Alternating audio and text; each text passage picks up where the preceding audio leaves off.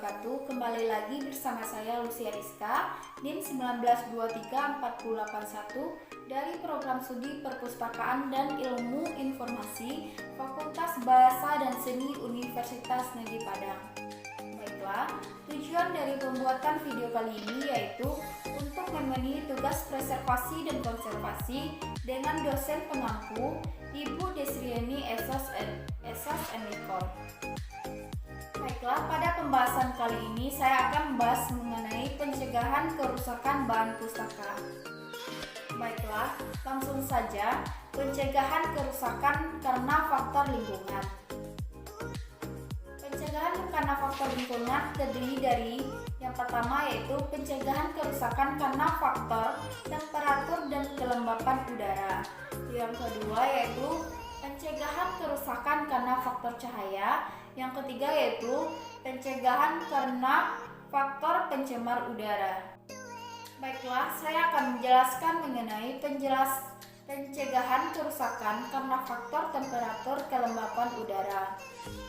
Suhu yang ideal bagi bahan perpustakaan yaitu 20-24 derajat Celcius dengan kelembapan berkisar antara 45-60% RH dan memasang AC 24 jam sehari selama 7 hari dalam seminggu.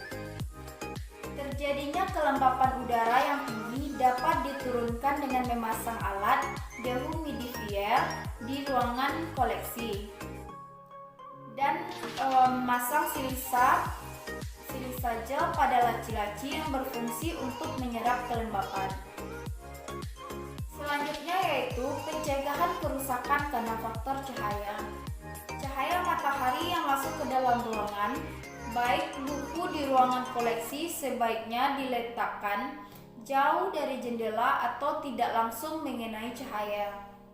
Untuk mencegah kerusakan karena cahaya lampu dapat dilakukan dengan memperkecil intensitas cahaya yang masuk ke ruangan koleksi, memperpendek waktu pencahayaan, dan menghilangkan radiasi ultraviolet. Untuk menghindari radiasi ultraviolet dari cahaya luar dapat menggunakan UV filter film yang direkatkan pada kaca jendela dan pada lampu deckplate menggunakan UV filter tab yang disarungkan pada lampu TL. Selanjutnya yaitu pencegahan kerusakan karena faktor pencemar udara. Bahan pencemar udara seperti gas pencemar, partikel debu, dan logam yang merusak kertas dapat dikurangi dengan langkah-langkah sebagai berikut. Yang pertama yaitu ruangan menggunakan AC, karena dalam AC terdapat filter untuk menyaring udara dan ruangan ber-AC selalu tertutup sehingga mengurangi debu yang masuk. Di dalam ruangan dipasang alat pembersih udara atau air cleaners. Di dalam alat ini terdapat karbon aktif yang dapat menyerap gas pencemar dan terdapat filter untuk membersihkan udara dari debu. Selanjutnya yaitu menyimpan buku dalam kotak-kotak pelindung. Selanjutnya yaitu pencegahan karena faktor manusia. Beberapa cara pencegahan yang dilakukan agar bahan perpustakaan terhindar dari kerusakan karena faktor manusia sebagai berikut. Yang pertama yaitu tempat penyimpanan atau rak. Tempat penyimpanan harus terbuat dari bahan yang tidak membahayakan bahan perpustakaan, tidak mudah terbakar, cukup lebar untuk menyangga buku tanpa adanya bagian yang menonjol.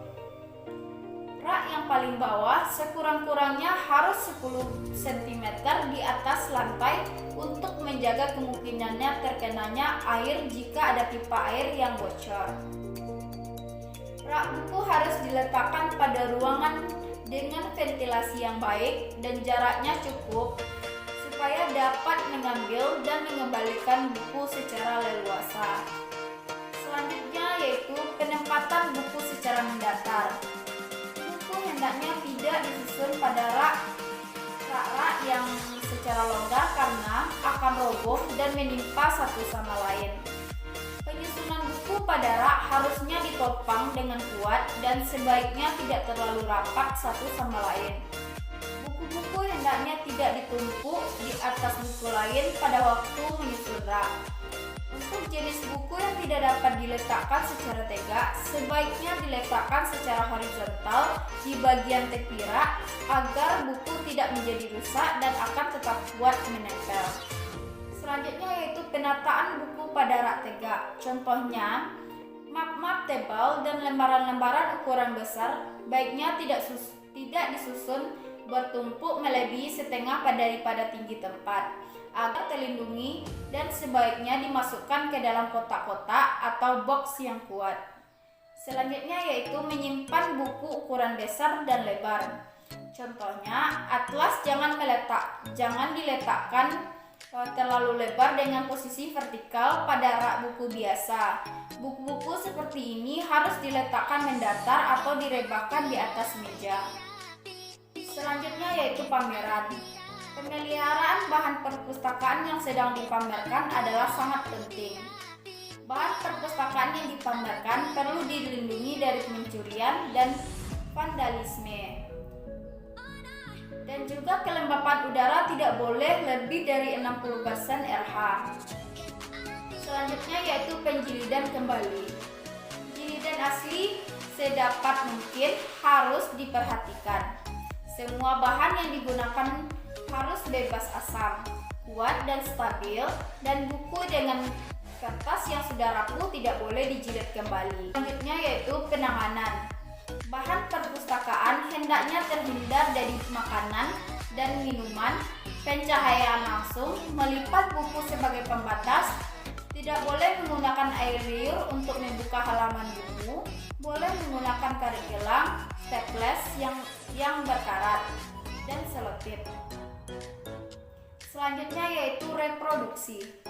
Kegiatan reproduksi seperti reprografi, fotografi, fotokopi, dan digitalisasi merupakan usaha pelestarian informasi bahan perpustakaan. Namun pelaksanaannya yang kurang hati-hati akan dapat menimbulkan kerusakan fisik pada bahan perpustakaan seperti jilidannya kurang kuat sehingga jilidan buku menjadi rusak dan bahan pustakanya yang rapuh menjadi hancur. Selanjutnya yaitu pencegahan kerusakan karena faktor bencana. Bencana biasanya datang tak terduga dan di luar kemampuan manusia. Namun demikian, kita harus tetap berusaha agar kerusakan yang disebabkan oleh bencana tersebut dapat ditekankan sekecil mungkin. Oleh sebab itu, perlu adanya perencanaan kesiapan dalam menghadapi bencana. Dapat melakukan dengan cara berbagai berikut. Yang pertama yaitu mempersiapkan lemari khusus untuk jenis-jenis koleksi tak ternilai. Yang kedua yaitu mempersiapkan peralatan pencegahan kebakaran di ruang-ruang seperti sprinkler, hydrant, smoke detector. Yang ketiga yaitu mempersiapkan nomor-nomor telepon penting yang dapat dihubungi pada saat keadaan darurat seperti pemadam kebakaran, kepolisian, dan rumah sakit. Baiklah, hanya sekian yang dapat saya sampaikan mengenai faktor kerusakan bahan pustaka. Semoga bermanfaat bagi teman-teman semua dan sekalian. Hanya sekian yang dapat saya sampaikan. Assalamualaikum warahmatullahi wabarakatuh.